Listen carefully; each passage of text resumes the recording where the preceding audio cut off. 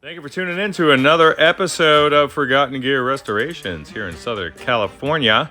It's a balmy 90 degrees, feels like 115 if you're trapped inside of a SUV without climate control, or you have a very controlling spouse with access to the climate control app on her phone.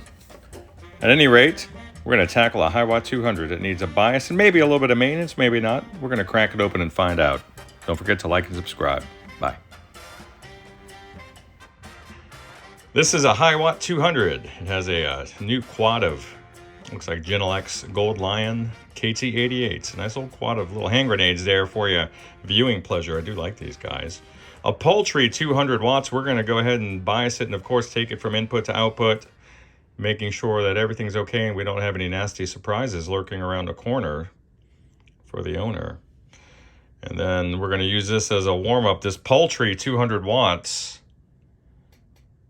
For this monster here, this Hiwatt 400, which is heavier. My God, let me just show you the side profile here. My God, I guess that was redundant, wasn't it? Just, you can't imagine. This is an oversized straight 412. Look at that little angle there in the side of that thing. It's incredibly heavy. It's Ampeg heavy. It's heavier than Ampeg heavy.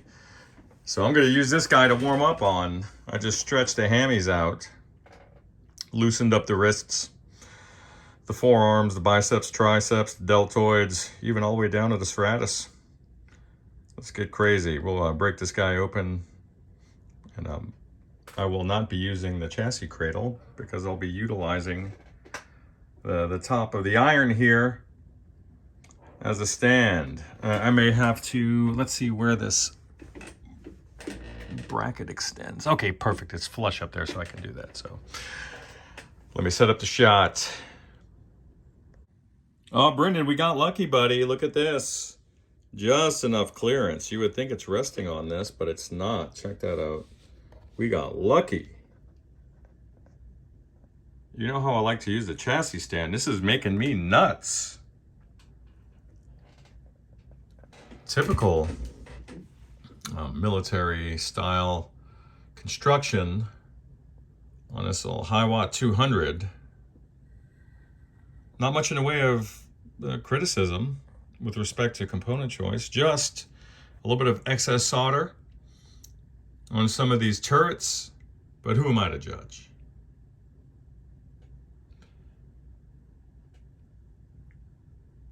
Who am I to judge? They're using a nice quality set of pots there. The jacks are nice. I like the composition of the resistors. Big 5408s, rectifier duties. Nice quality caps throughout. I like it.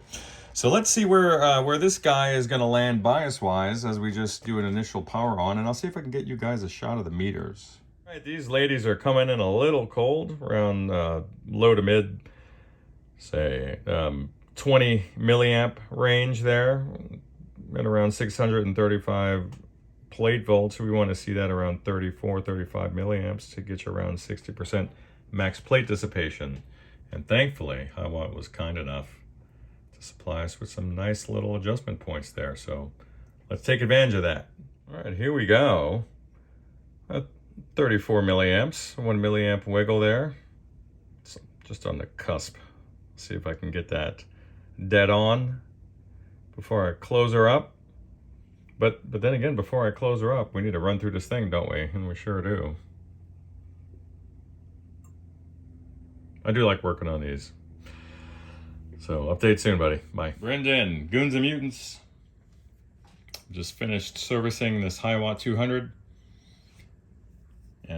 And hey, thanks a lot for cleverly marking your settings. My God, master at 3 o'clock. Who are you? Let's recreate these settings and then pray the police don't come. My God. God, dude. Holy. Oh, God.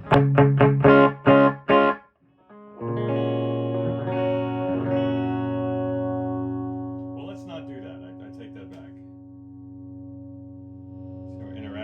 guys are.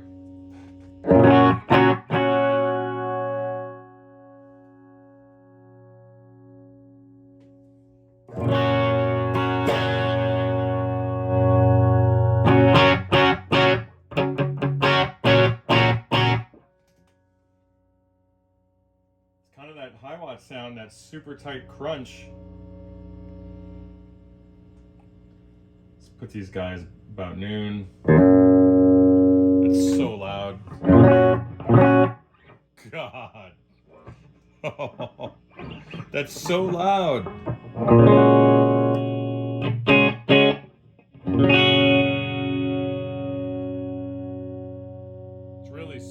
It's really something to be in a room with an amp like. Sorry about this. This is just some noise for my guitar there.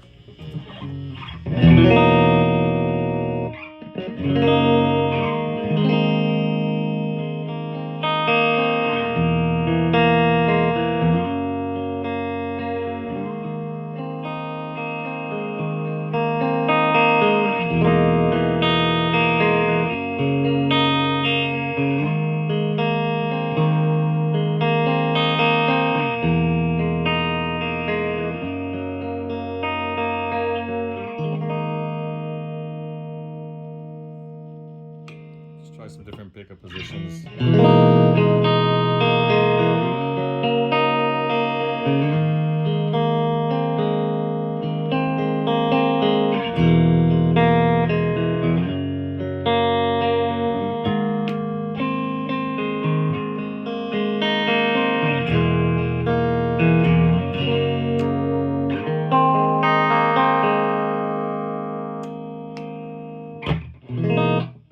Wow, very nice.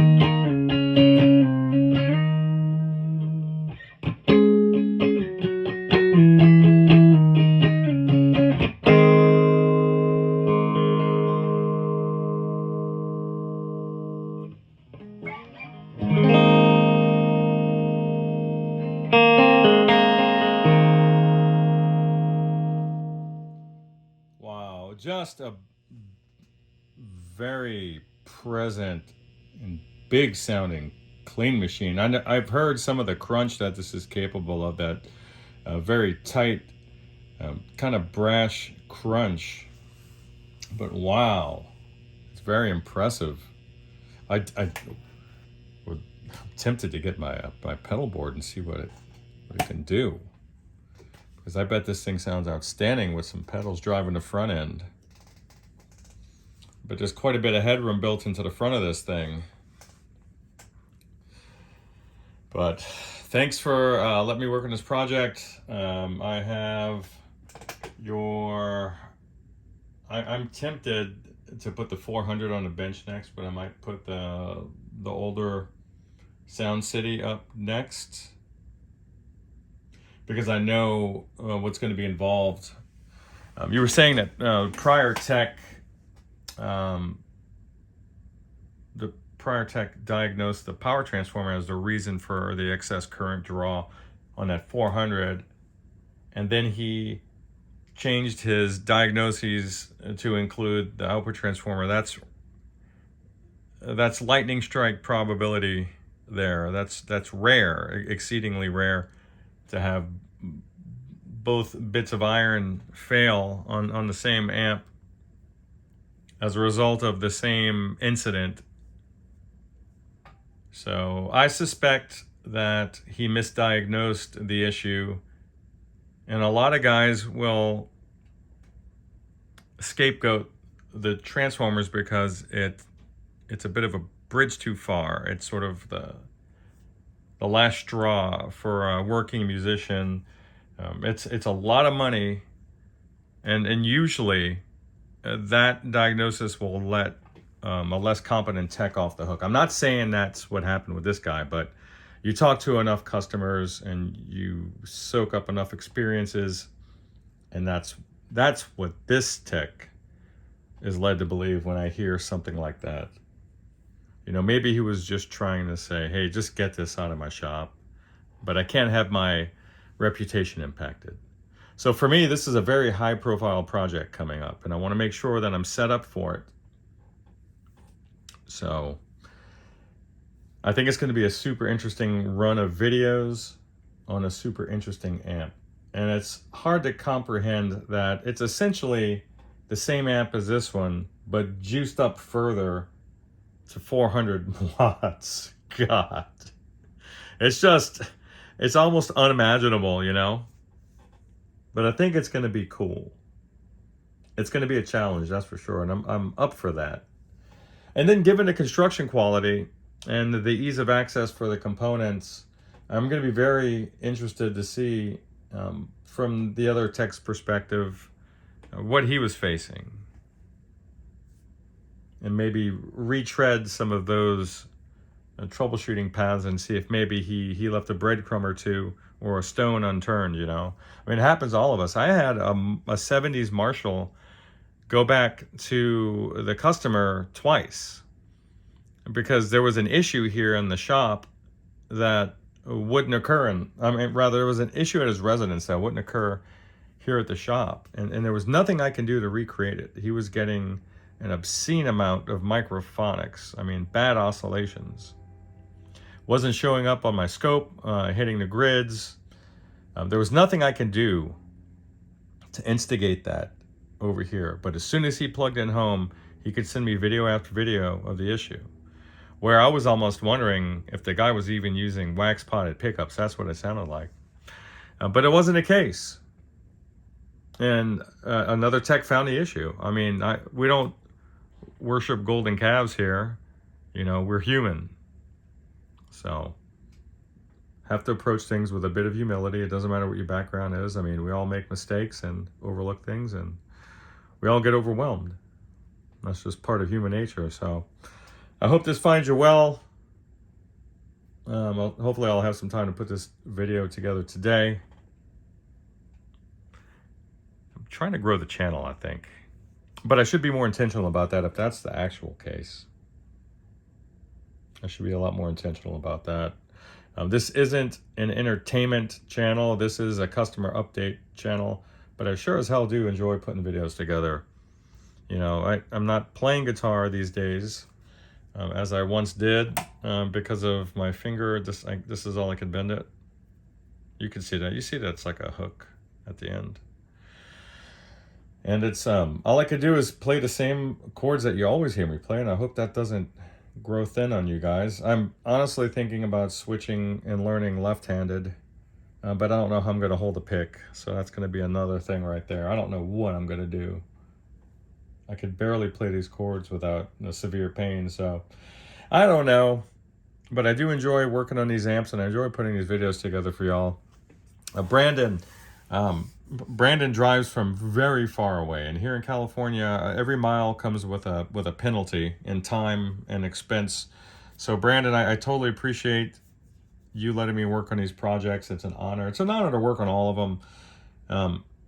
I'll have an update for you on this guy, and then we'll move on to the Sound City, and then the Behemoth, which I'm sure will be, God, you know, no pressure, don't fail. You know, we'll move on to that guy next week, and I'm sure it'll be a multi-episode type of arrangement. But that's the fun, right? And then somebody was asking about this guitar, and I don't know if I can't do this now, but it's a Warmoth. It's a black Limba top or veneer with a black Limba neck that has an ebony fretboard with a roasted ash back for the body, a string through tunematic, very thin profile neck. This is back when I could play, and I had plans for this guy. But it's got a DiMarzio Gravity Storm humbucker, which splits beautifully, and it's very organic, slightly hot PAF style with a, I think this is a Area 58, if I'm not mistaken, or a 58 Pro. And then the neck, forgive me, I can't remember who made the neck. It's not Warmoth. But here's the back of it. Just a very fun guitar to play, I'll tell you. And I haven't finished it yet. I just put a clear on it, kind of a satin clear. All those plans went by the wayside when I had that accident involving my finger. But hey, what are you going to do? There's so much left to enjoy with life, right? Even when the one thing you thought you'd be doing for the rest of your life as a profession is kind of removed, it just opens up space for other things. And then you kind of become grateful. I mean, you're bitter, don't get me wrong. You want to get it back, but you're kind of grateful that there's other things you can do. So always keep a positive outlook there. I don't want to lecture you guys, but there you go. All right, have a good one.